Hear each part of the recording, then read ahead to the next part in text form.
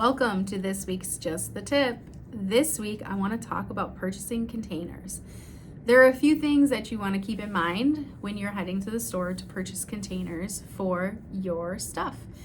The first thing I want you to think about is whether or not you prefer things behind closed doors or open and exposed. So an example of that would be if I have more of that ADHD brain, the tendency for things to disappear when they're behind closed doors is often high. So in that case, you'd probably want to look for more clear acrylic style containers that you can clearly label and you can also see what's inside.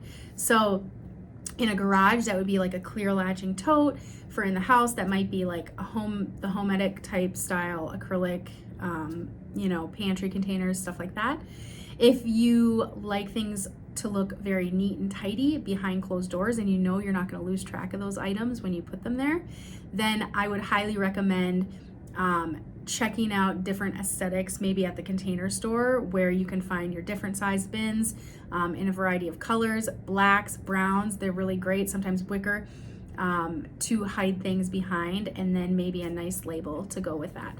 So this week's tip is just to take into consideration and really question the type of organization you love and what makes the most sense to you. So keep that in mind as you're picking out containers. We'll do another segment on sizing in containers and another one, but first I just want you to think about this style. So we'll join you next week on Just the Tip.